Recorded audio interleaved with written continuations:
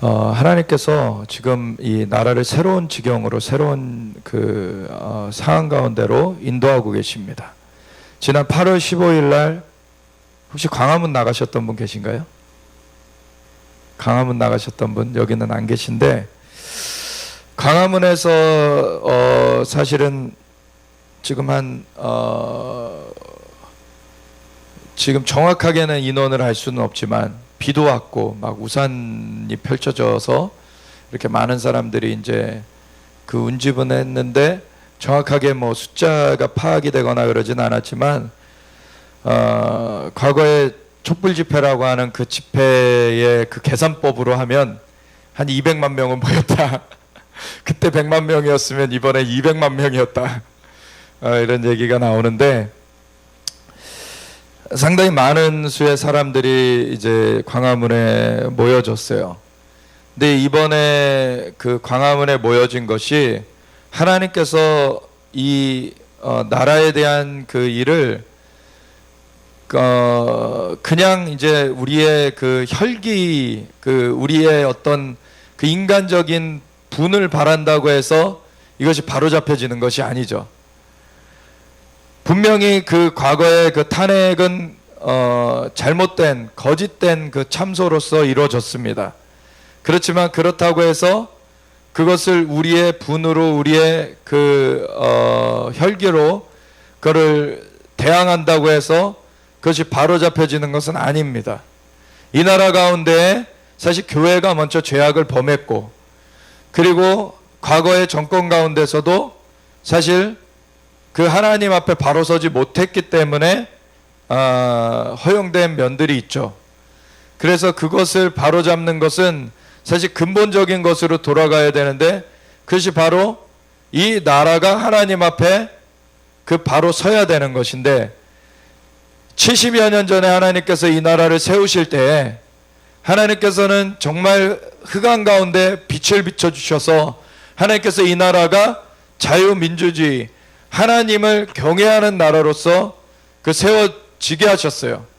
그래서 단순히 자유주의 진영이라고, 단순히 뭐 시장경제라고 하나님께서 이 나라를 보호하시고 붙드신 것이 아니라, 하나님께서는 이 나라가 다시 세워질 때 재헌국회가 열려지는 가운데 하나님 앞에 기도를 올려드리면서 이 나라가 세워지게 인도하여 주셔서 이 나라가 기도함 가운데에 하나님의 은혜를 입게 하셨어요. 하나님 앞에 언약을 맺은 것이죠.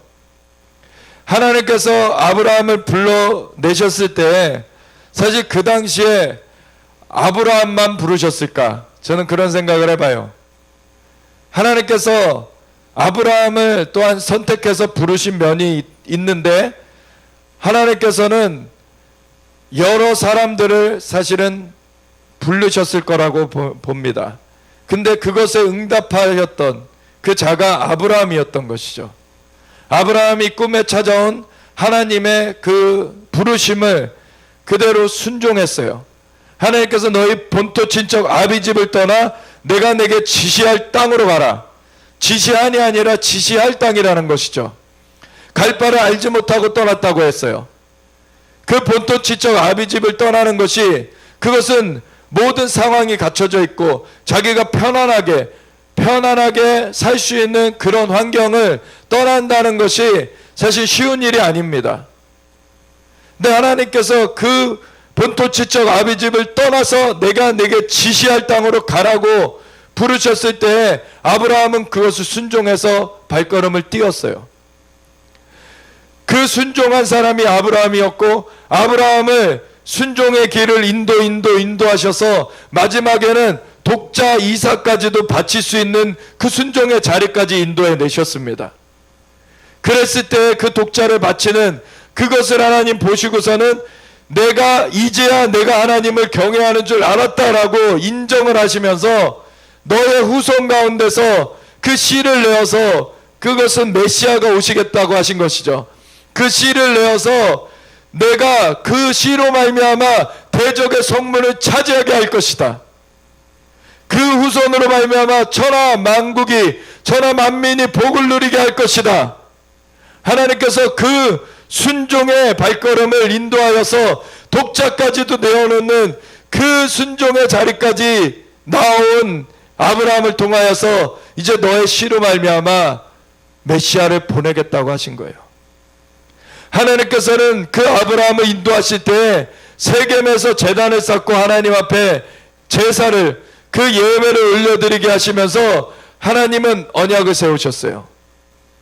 그리고 베델에서 하나님께서 그 제단을 쌓고 하나님 앞에 예배를 드리게 하시면서 언약을 세우셨어요. 하나님께서는 그 하나님 앞에 순종하는 그 자리, 하나님 앞에 예배 드렸다, 하나님 앞에 찬양을 했다, 기도를 했다, 그 모든 것들을 통하여서 하나님께서는 그 자리에서 그와 언약을 세우셨습니다. 그래서 70여 년 전에 우리나라가 정말 흑암 가운데 하나님 앞에 세계 최빈국이었을 때 소말리아 다음으로 못 살던 나라였어요. 소말리아 다음으로 못 살던 그 나라가 하나님 앞에 정말 우리는 세상적으로는, 자연적으로는 가진 것도 없었고 아무것도 없었는데 하나님 앞에 우리의 나라를 맡겨 놓았을 때 하나님께서 인도해 주십시오. 이 때를 맞이한 것이 우리의 힘으로 된 것이 아닙니다. 하나님의 은혜로 된 것입니다. 하나님께서 이 나라를 맡아주십시오. 하나님께서 의와 인과 용과 덕의 근원이 되시오니 우리 지도자들을 이때에 인도하여 주셔서 하나님께서 이 국사를 인도해 주십시오 라고 기도했던 것입니다. 그랬을 때 하나님 그 기도를 들으셨죠. 그리고 이 나라를 붙들어 주셨어요. 악의 계계가 저 북한을 사로잡고서 이 6.25 전쟁을 벌일 때에도 하나님 이 나라 등불이 꺼지지 않게 하셨습니다. 낙동강 전선까지 그 급습에 밀려갔지만 그곳 가운데서 하나님 앞에 다시금 부르짖었어요. 부산에서 같이 모여서 임시정부, 거기를 임시정부로 삼고서는 하나님 앞에 모든 그 믿는 자들이 나와서 하나님 앞에 부르짖었습니다.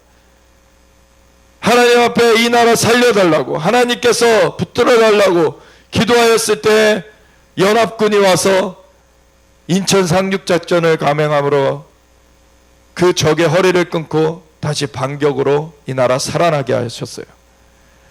이 나라 하나님 손에 붙들림 바 되었습니다. 세계 나라들의 유래 가운데 사실 나라가 이렇게 세워질 때 하나님 앞에 기도하면서 그렇게 언약을 맺은 나라가 많지 않습니다. 대표적인 나라가 세 나라, 이스라엘이 있죠. 그리고 한국이 있어요.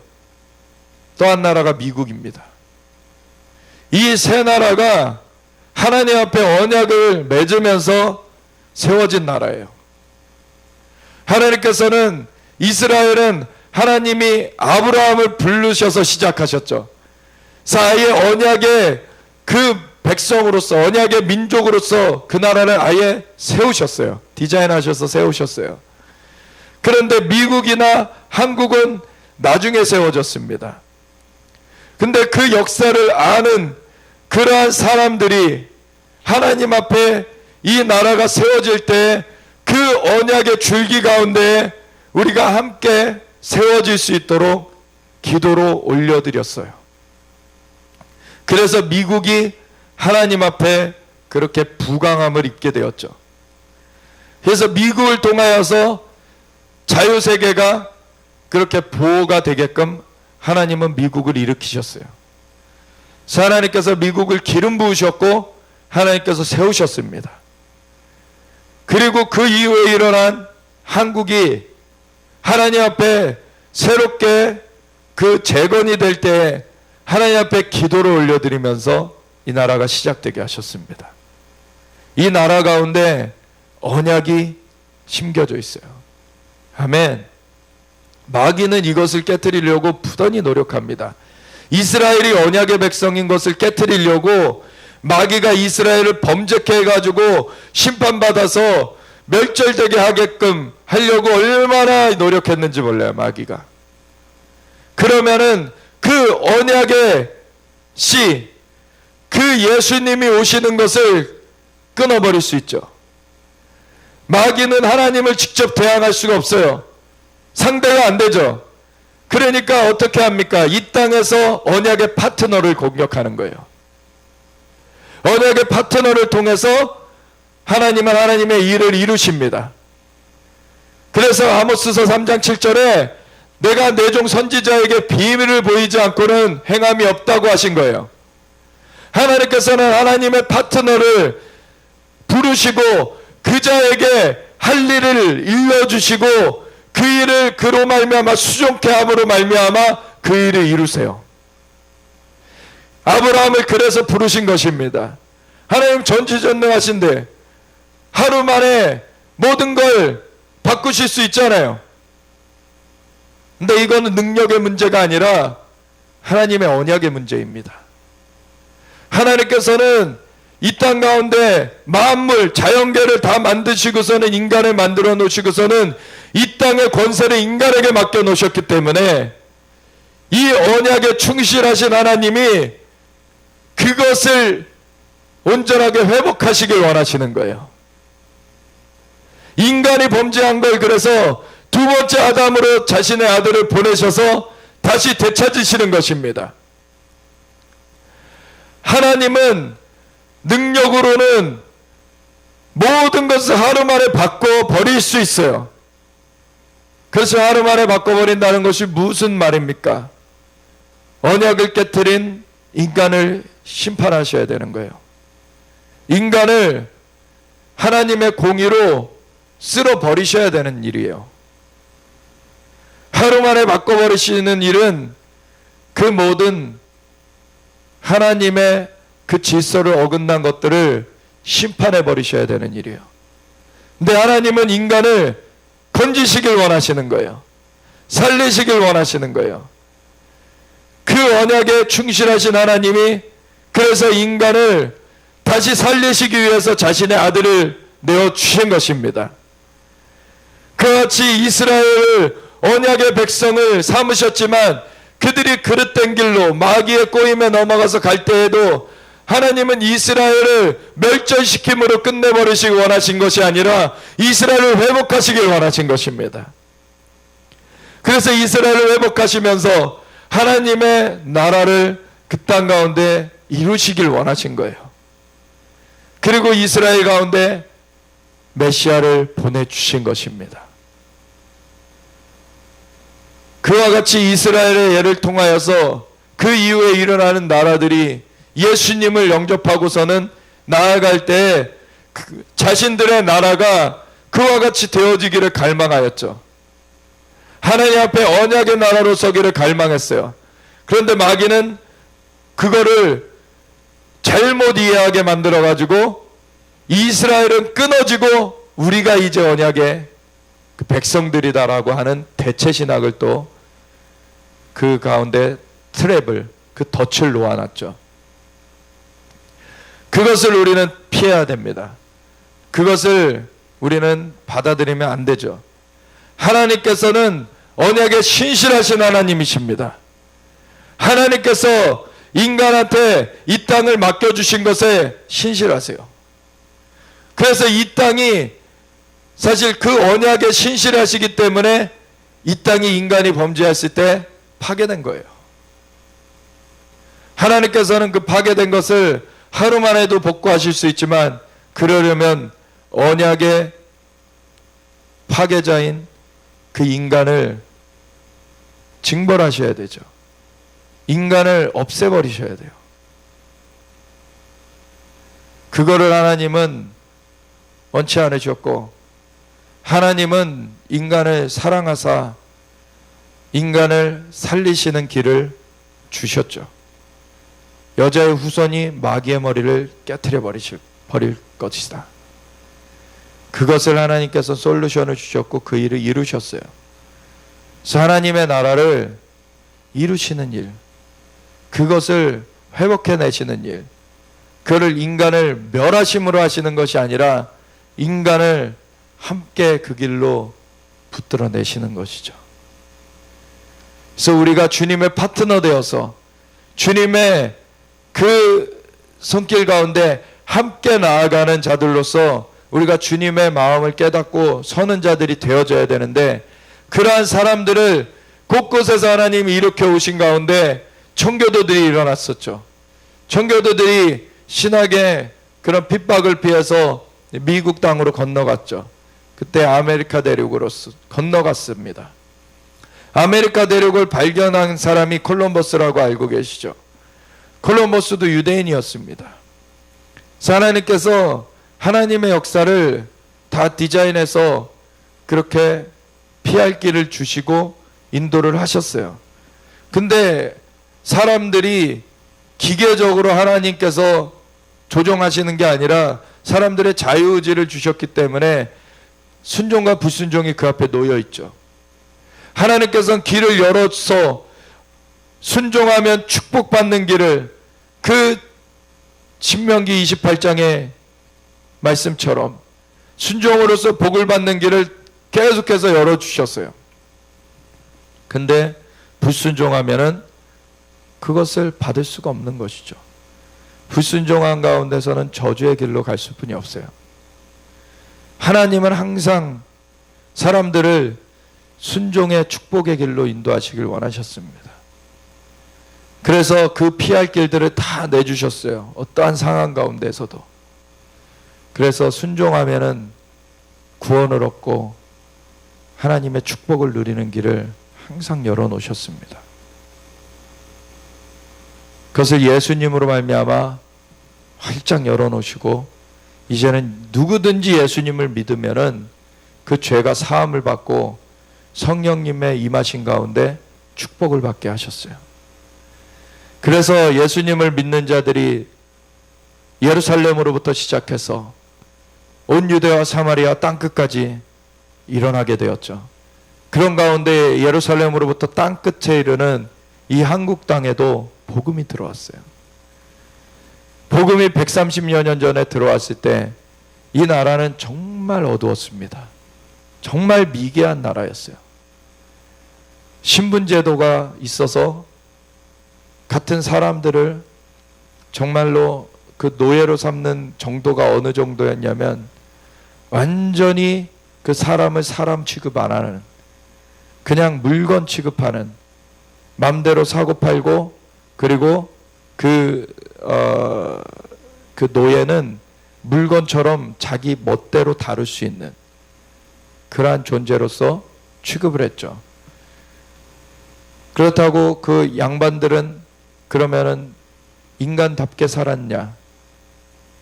양반들이 겉으로는 먼지를 했지만 속은 완전 송장이 썩어가는 상태였죠. 음란하기 이를 데 없었고, 그리고 간사하기 이를 데 없었어요. 자신들의 이득만 생각했고 정쟁을 일삼으며 자신들의 적은 그냥 자신들의 생각과 맞지 않으면 어떻게 음모를 꾸며서 죽일까 하는 것만 생각했고, 이 나라의 그 상태는 정말 자력으로는 설 수가 없는, 온 나라가 더럽고 추하고 그러한 상태에 빠져 있었습니다, 사실. 그래서 선교사님들 와서 그 기록하신 거를 보면은 정말 너무나 심각한 수준이었다는 것을 분명히 볼 수 있는데, 이 나라에 빛이 보이지 않습니다. 이 나라가 너무나 어둡습니다. 어떤 선교사님은 왜 나를 이곳 가운데 보내셨는지 모르겠습니다. 정말 절망적인 상황 가운데 우리나라가 있었어요, 사실. 이 한반도가 그런 상황 가운데 처해 있었습니다. 근데 그 빛을 저 나라 선교사님들이 목숨을 걸고 와주셨기 때문에 이 나라 가운데 빛이 임하게 됐어요. 그 복음의 빛이 임했을 때 이 나라 사람들의 그 어둠 가운데 매여 있던 그런 것들이 하나씩 풀려지기 시작했죠. 그 빛을 들고 온 선교사님들을 통해서 이 나라 가운데 교육이 이루어지기 시작했고, 치료가 이루어지기 시작했고, 복음의 전파 가운데 예수님을 알므로 말미암아 그 영이 건짐받아서 이제는 하나님 나라의 그 삶을 붙여쳐 갈 수가 있게 됐어요. 그런 130년이라는 그 짧은 기간 동안에 이 나라가 엄청나게 변화가 되었습니다. 이 나라 완전 어둠에 잡혀있던 그런 나라가 이제 빛 가운데로 나오게 됐어요. 그렇지만 사실 과거에 그 우리나라가 재건될 당시까지만 해도 이 나라 일제에서 독립은 했지만 그 과거의 어둠이 그렇게 많이 거쳐진 상태가 아니었어요. 사람들이 여전히 그 자기네들의 그러한 욕심을 따르고 여러 가지 그 불결한 가운데, 영적으로 자연적으로 불결한 가운데 사람들이 정말 세계 최빈국으로 살던 그런 상태에서 그 독립을 맞았지만 우리나라의 그 수준은 그렇게 높지 않았어요. 우리나라의 수준이 얼마나 정말 형편없었던 상황인지, 정말 최빈국에 머물러 있던 상황입니다.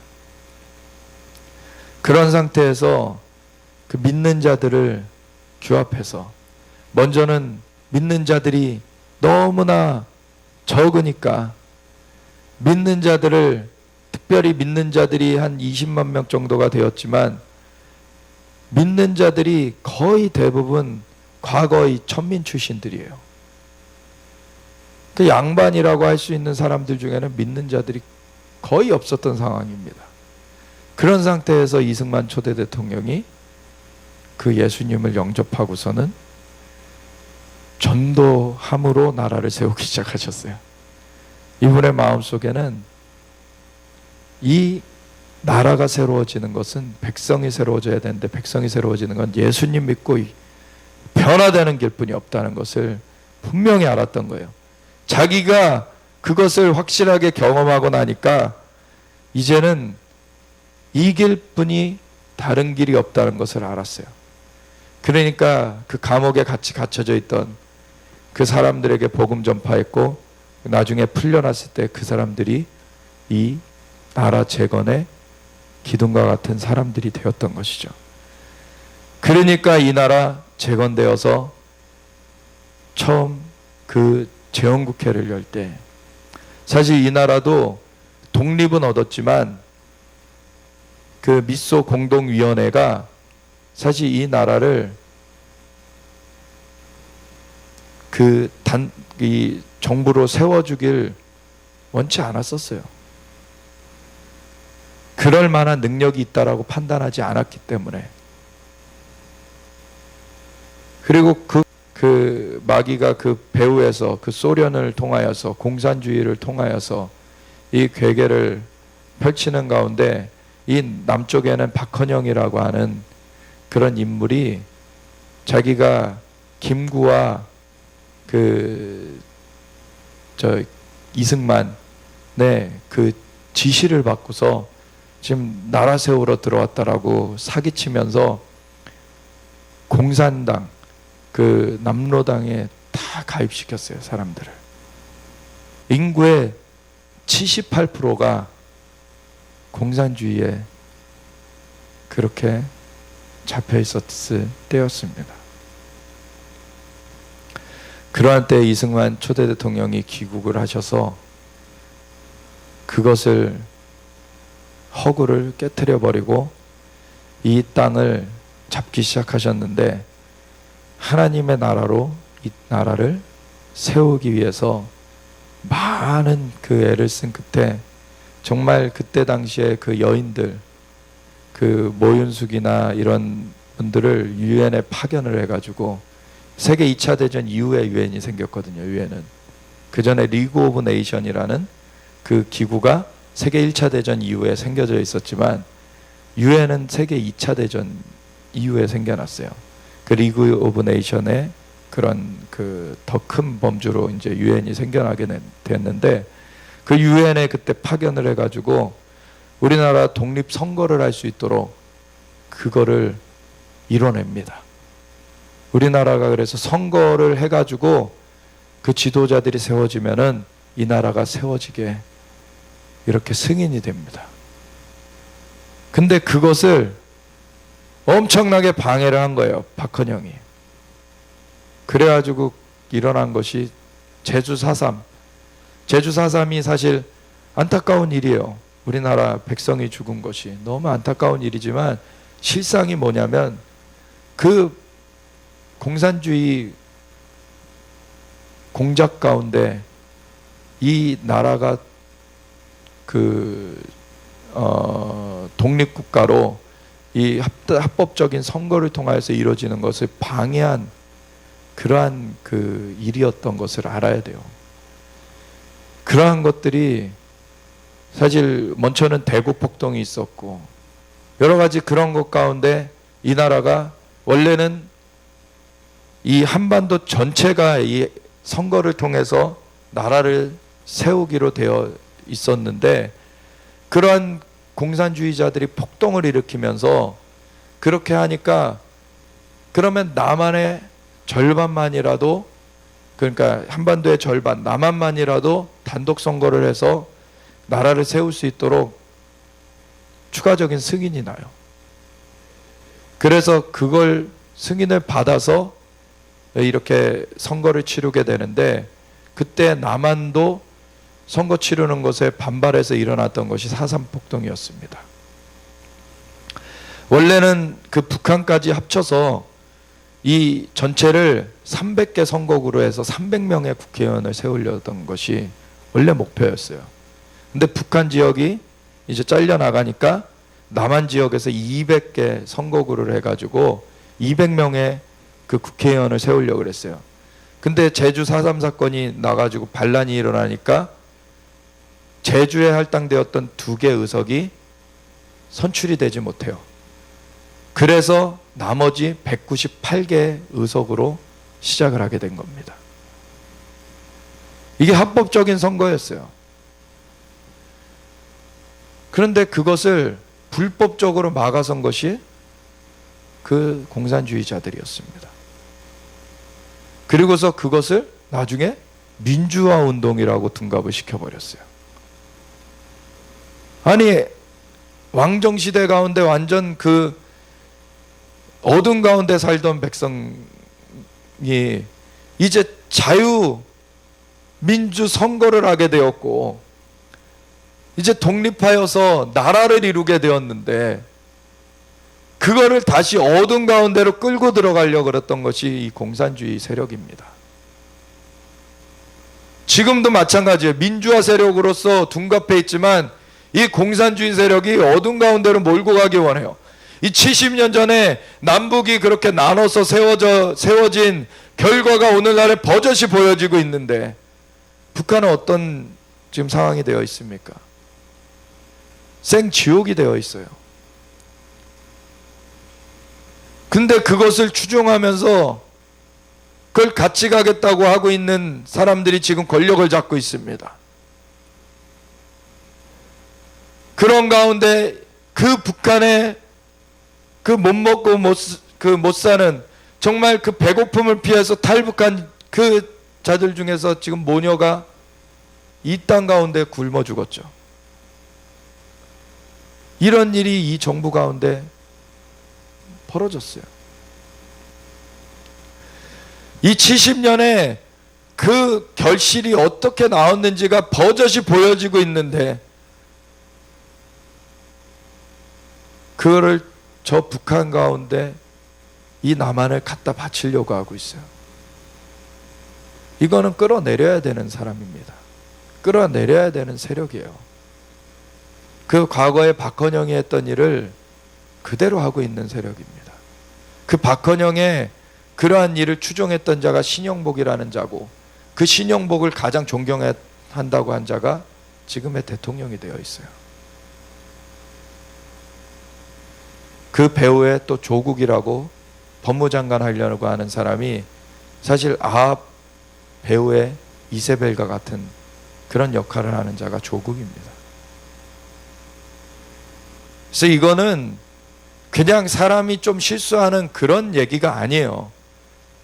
사람이 완벽하지 않기 때문에 실수하는 것은 우리가 품고서 더 잘할 수 있도록 기도하면서 같이 나아가야 되지만, 악한 영은 대적해야 되죠. 우리가 악한 영은 대적해야 되는 거예요. 근데 제가 8월 15일 광화문 얘기를 하면서 이렇게 장황하게 얘기를 드린 게, 8월 15일 광화문에서 하나님께서 그 수많은 사람들이 모여졌을 때 과거에 그 태극기 집회라고 하는 것들이 사실 혈기로 많은 분노로 나왔던 것을 이제는 정말 예배로 하나님께서 가져가게 하셨어요. 그래서 하나님 앞에 예배 드리면서 하나님께서 이 나라 붙들어 달라고 다시 기도하면서 그렇게 나아갈 때 성령님께서 운행하셨습니다. 이 나라 가운데 다시금 그 언약 가운데 설 수 있도록 그걸 하나님 앞에 다시 올려드리는 거예요. 우리가 사실은 유대력으로 70주년이 되는 지난해 5월 7일, 원래 1948년 5월 31일 날 재헌국회가 이루어지면서 그때 하나님 앞에 기도를 올려드렸기 때문에 양력으로는 5월 31일이지만 유대력으로는 이하 5월 22일이었기 때문에 그거를 하나님께서 감동을 주셔서 찾아보니까 5월 7일이었던 거예요. 작년에는. 그래서 5월 7일이 딱 70주년이 되는 거예요. 유대력으로. 그래서 그때 광화문을 빌려서 그걸 놓고 기도하는데, 저는 사실 그 전까지 그냥 국회 자리를 생각했어요. 국회에서 뭔가를 해야 되나. 그런데 하나님 깨우쳐 주신 것이 국회는 그때 그 자리에 있지 않았다는 거죠. 여의도는 나중에 개발됐잖아요. 국회의사당은 나중에 만들어졌어요. 재헌국회는 어디서 열렸습니까? 광화문에서 열렸어요. 광화문에 중앙청사가 있었고 거기서 재헌국회가 열려서 나라의 틀을 어떻게 만들 것이냐, 대통령제로 만들 것이냐, 의회 내각제로 만들 것이냐, 이런 것들을 재헌의회에서 결정을 하게 되죠. 그걸 만드는 것이, 나라의 골조를 만드는 것이 헌법이에요. 그래서 그 헌법을 만드는 재헌국회가 그 골격을 만드는 거예요. 그래서 재헌국회는 그냥 단순히 입법부의 기능만 했던 것이 아니라 입법, 사법, 행정 그 모든 것을 처음에 하는 것이 재헌국회입니다. 그 모든 것을 하는 것이 재헌국회예요.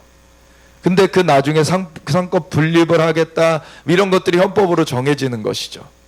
헌법으로 그런 것들을 규정하게 되는 거예요.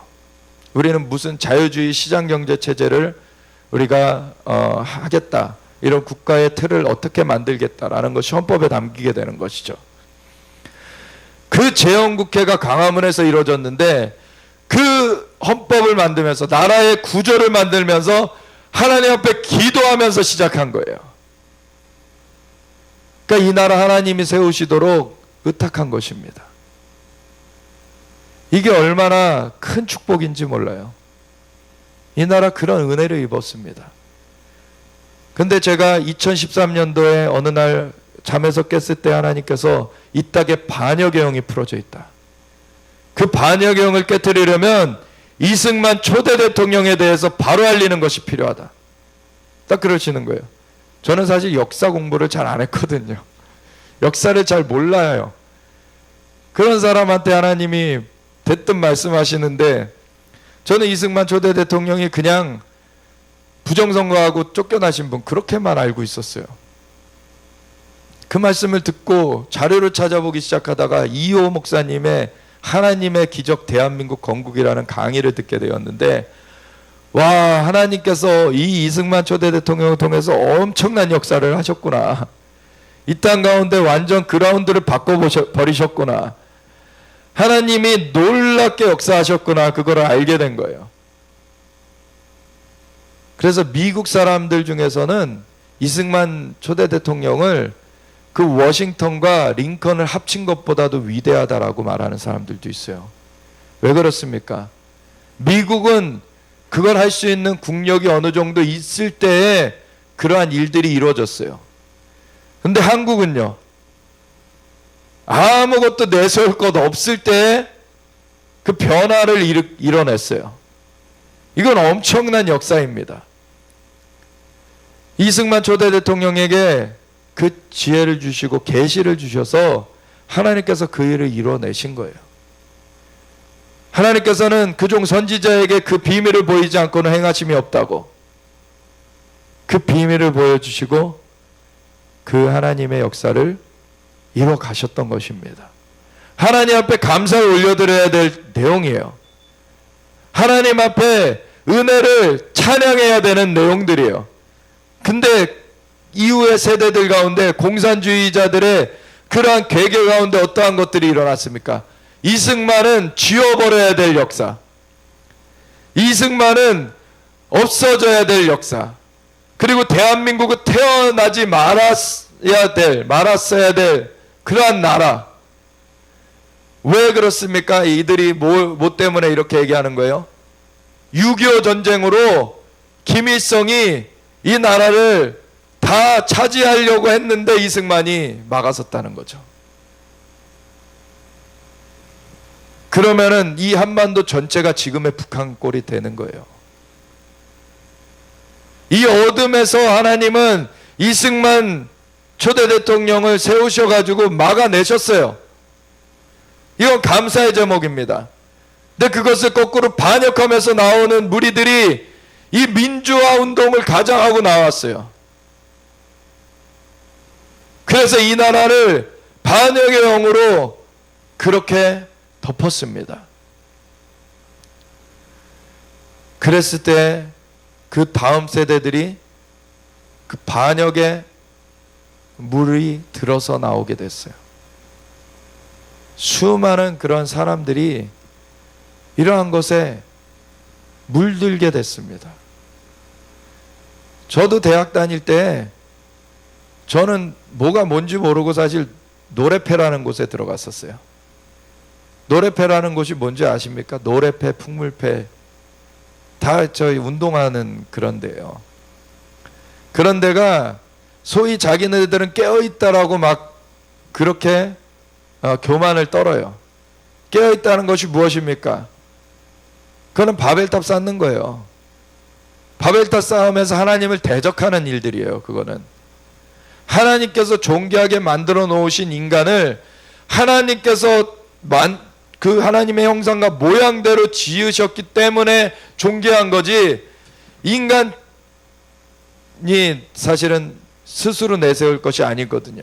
인간의 존귀함은.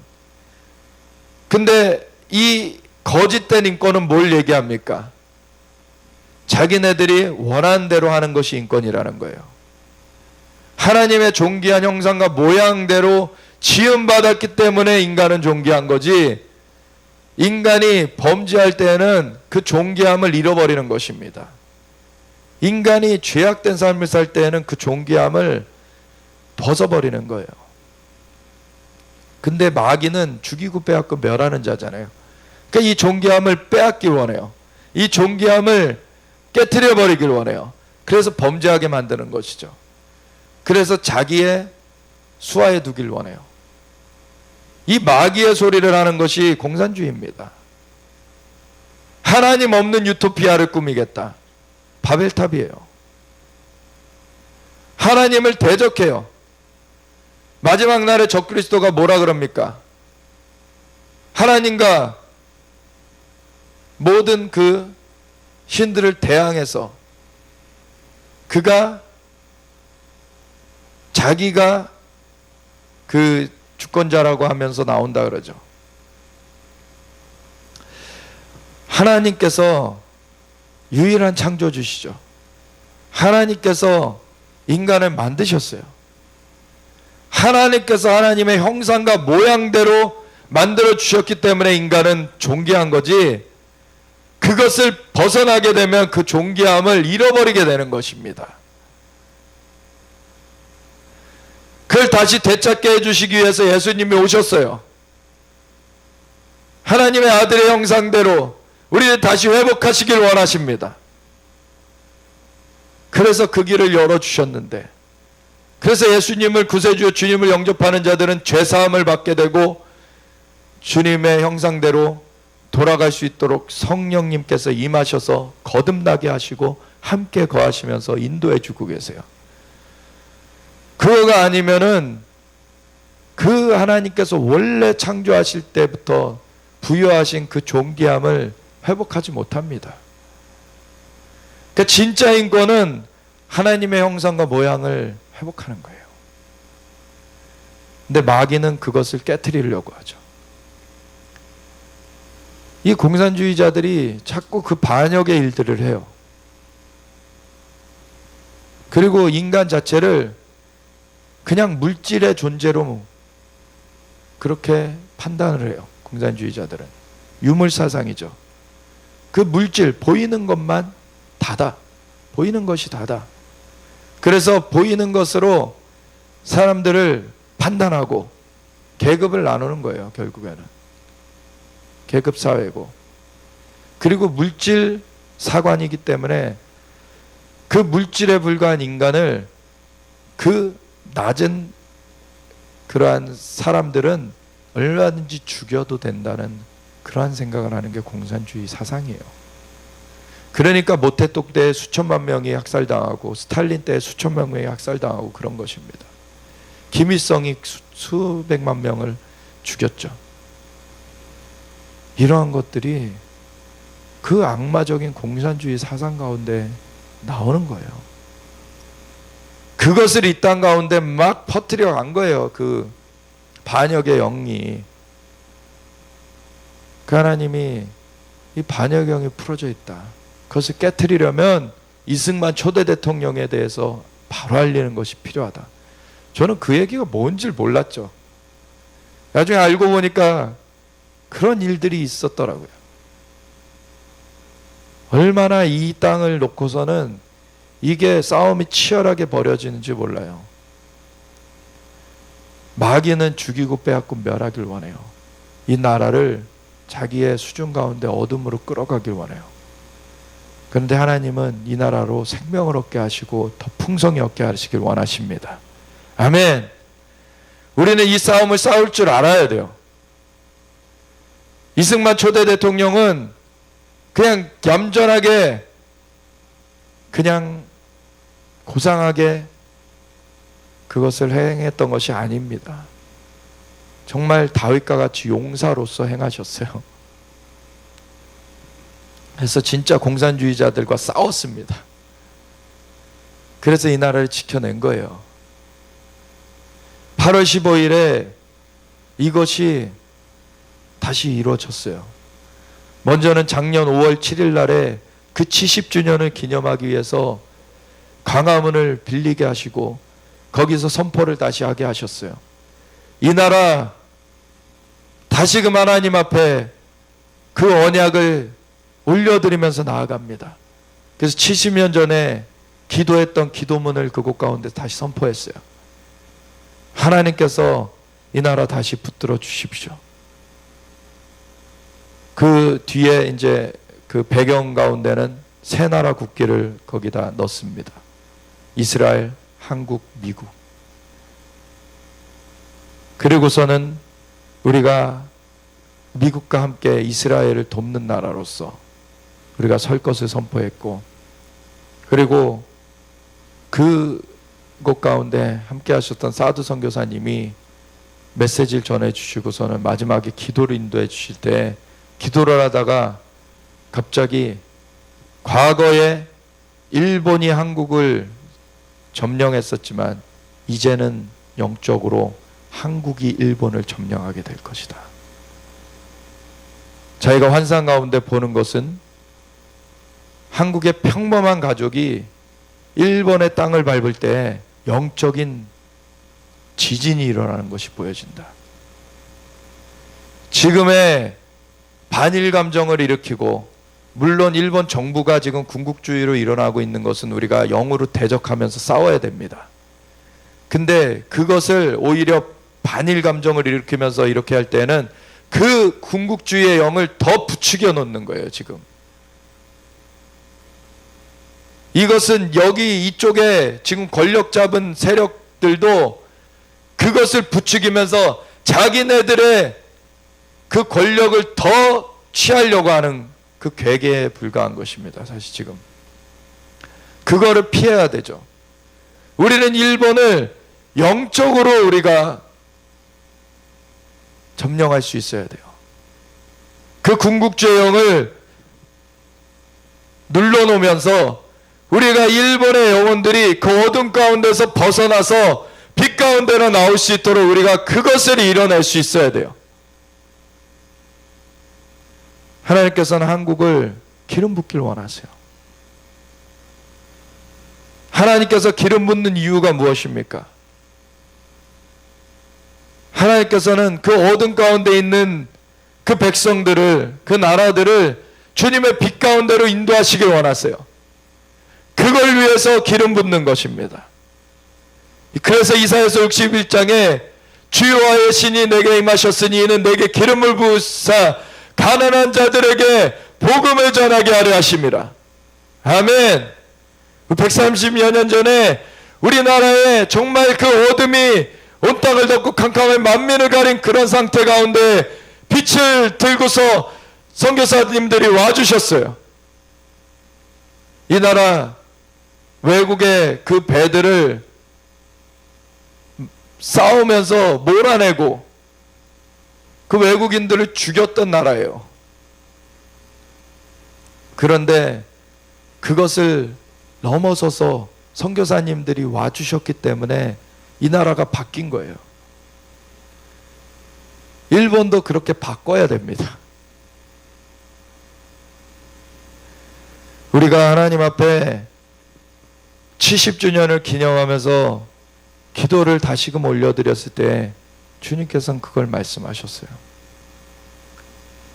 그리고서 그 1년이 지나서 올해 8월 15일에는 광화문에 하나님의 사람들이 모여서 하나님 앞에 기도하면서 이 나라 주님께서 인도해 주실 것을 선포하면서 또 악의 세력은 이제 끝났다고. 사실 그 일이 있기 한 열흘 전인가요?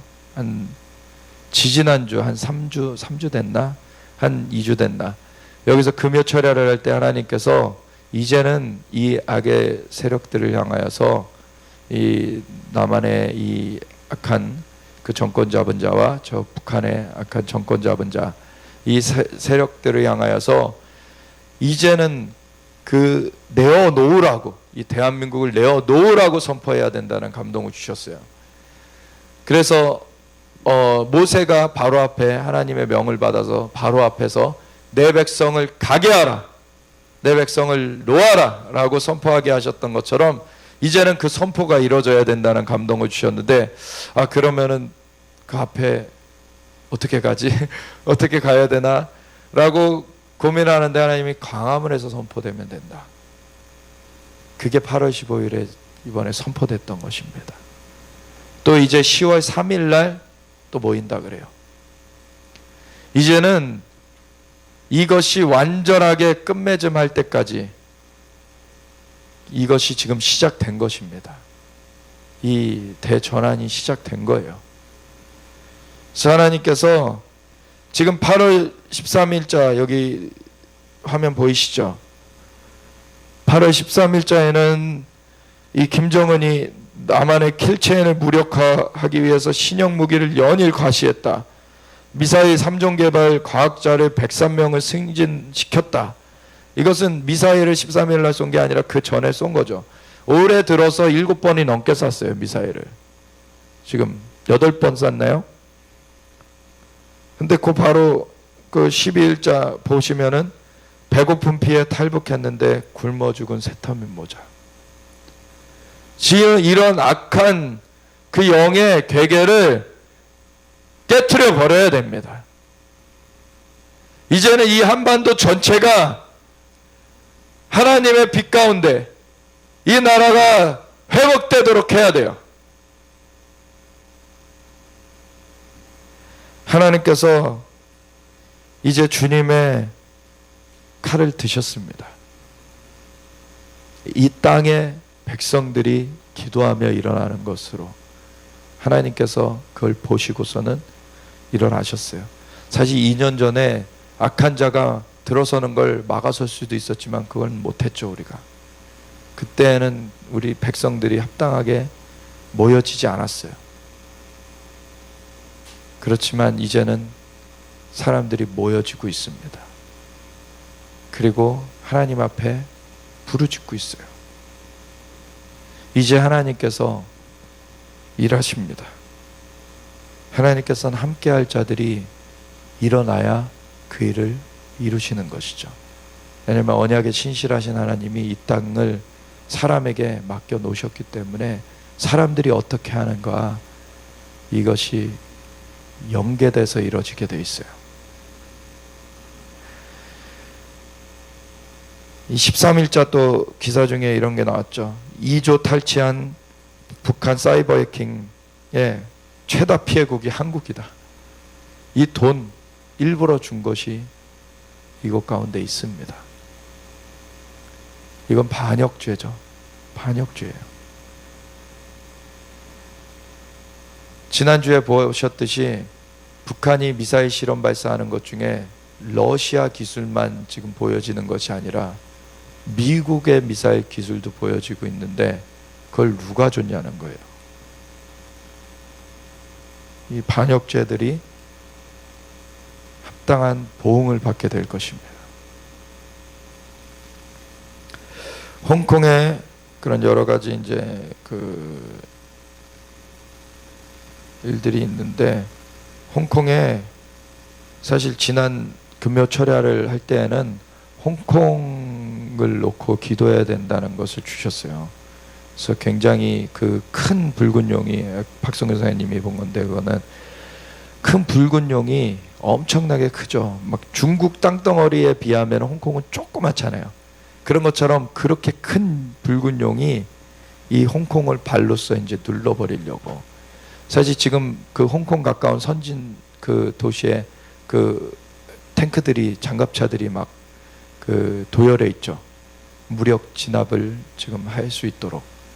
근데 이 트럼프 미국 대통령이 좀 그걸 막아놓고 있는데, 그 홍콩의 지난 그 시위 가운데서는 그 무력 진압을 들어가진 않았어요. 근데 그걸 앞두고 정말 굉장히 긴장이 고조돼 있었습니다. 그래서 그걸 놓고 기도하게 하셨어요. 그래서 하나님께서 지금 홍콩도 깨우고 계십니다. 지금 하나님 앞에 부르짖는 것만이 살 길이라는 것을, 우리 남북한 얘기처럼 지금 자유주의 가운데 있던 홍콩이 반환되면서 지금 그 양 체제로, 그 일국양제라고 양 체제로 가는 것을 보장해 놓기로 했는데, 지금 중국이 자꾸 개입해 오니까 지금 홍콩에서 이제 반발이 일어난 건데, 근데 이 용의 그 붉은 용 공산주의의 그 영이거든요. 그것이 지금 사로잡으려고 홍콩을 하고 있어요. 그런 것을 맞서 홍콩 그 시민들도 깨어나야 되는 것입니다. 단지 그 분노로서 일어나는 것을 넘어서 이제 주님 앞에 부르짖어야 되는 거예요. 한국도 그러한 과정을 거친 거죠. 그러한 과정을 거쳐서 일어날 때, 지난주 저녁에 이사야 19장 나눠드렸듯이 이집트도 그러한 과정을 거치죠. 압박 가운데 그렇게 충돌이 있고 어려운 가운데 하나님 앞에 부르짖게끔 이들이 깨어나게 하시는 거예요. 그래서 하나님께서 그걸 들으시고 임하시겠다, 역사하시겠다, 돌이켜내시겠다. 하나님 우리나라도 그렇게 하실 것입니다. 아멘. 그럴 때 이 나라 가운데 부르심을 주신 것은 세계 열방을 위해서 기도하라는 거예요. 이 나라의 기도를 들으시고 하나님 천사들을 파송하십니다. 하나님의 역사에 이루세요. 성령님의 역사를 풀어내십니다. 하나님 이 역사 이루시길 원하세요. 소리가 주여 외치면서 같이 기도할 때 하나님 이 나라 가운데 하나님의 뜻을 이루시고 하나님의 그 새롭게 하시는 역사가 이제는 풀어져 나오게 하시옵소서. 하나님 그 어둠의 세력이 이 땅을 사로잡으려고 했던 것 깨뜨려 버리시고 하나님의 성령의 역사가 이 땅 가운데 가득 이루어지게 하여 주시옵소서. 이스라엘을 지키시는 자는 졸지도 주무시지도 아니하시면서 지키신다고 하셨습니다. 주님은 신실하신 하나님이십니다. 언약에 신실하신 하나님이십니다. 우리나라 주님 앞에 기도로 시작하게 하셔서 감사합니다. 그 기도로 시작한 나라 부르심을 잊지 않고 끝까지 주님 앞에 순복하면서 나아가길 원합니다. 주님 그 일을 이루시옵소서. 주님께서 역사하여 주시옵소서. 우리가 주여 외치고 이스라엘을 보호하시고 우리나라를 회복하시옵소서. 주님이 일을 이루시옵소서. 주님 앞에 주여 외치며 같이 나아가겠습니다.